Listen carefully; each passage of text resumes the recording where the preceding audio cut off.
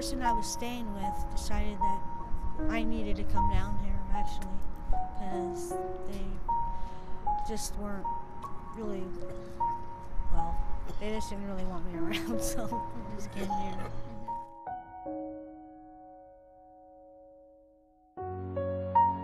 Life can be good no matter what. You know what I mean? I love the cold. It's beautiful. I love waking up early. It's beautiful in the morning time. And I like having a healthy sleep schedule, going to bed at 9 o'clock. But at the same time, it's extremely rough. This is as hard as life gets. I would say that for the most part, I've been the average person most of my adult life. Just working a job, paying the rent, and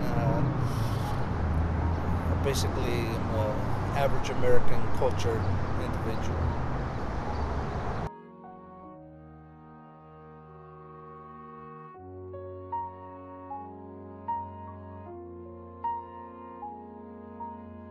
Right now, we're in the same situation, or worse than we were a year ago, or the year before that, or the year before that. We can talk and talk and talk, and we can work on it. The proof is in the pudding, and we don't have any pudding yet. We've got talk, we got possibility, we don't have pudding.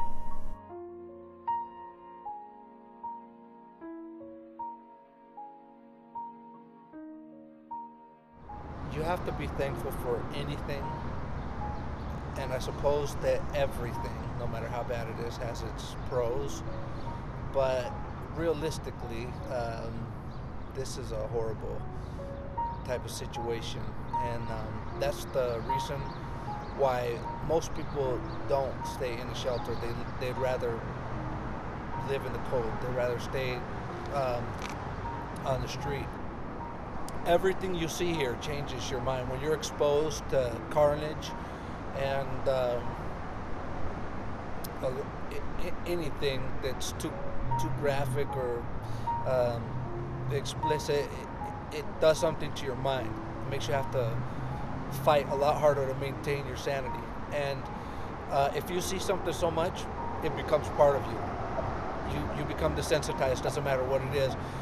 And a lot of people don't have the mental structure already to guide their way through that. So they end up becoming part of it and adding to it. This place festers. The situation and everything you see around here is 24/7. Fights, drugs, broken families.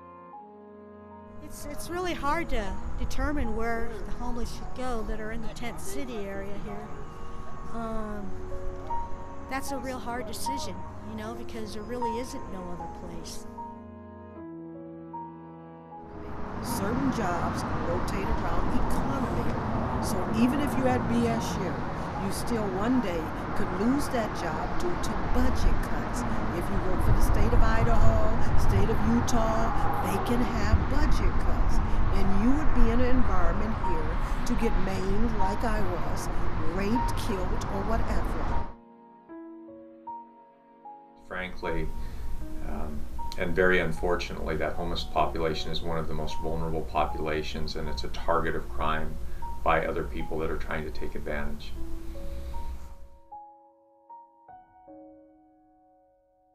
The area around Cooper Court, right now that is our highest calls for service area in the city of Boise.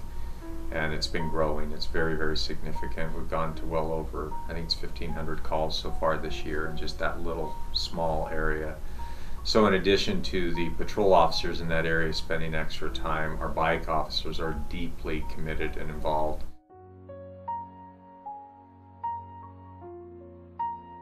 We will always need shelters, but I hope that we recognize as a community that we are to the point where we have to cover the rest of the spectrum so that shelters can be only for emergency and as short a stay as possible, and then we have intermediate solutions along the way to permanent supportive housing and more affordable housing in the city. there's not only people on the street experiencing homelessness, there's thousands of people who are at any moment just about to drop out of their homes. When Andrew Heben comes to town, he will be describing villages of small shelters. They've developed communities of people, and they're gated communities. In other words, there's a fence around them. If you can pull together people in a community like that, and there's a lot that's a lot more structured and safe than, for instance, Cooper Court is at this time.